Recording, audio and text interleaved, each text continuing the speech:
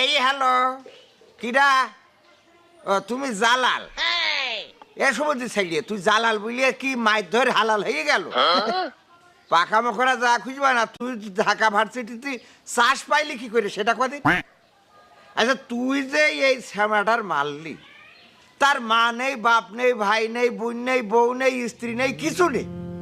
এই মানুষটার এইভাবে যে মারলি, আচ্ছা মারলি ভালো কথা, খাওয়াইয়ে মারলি কেন?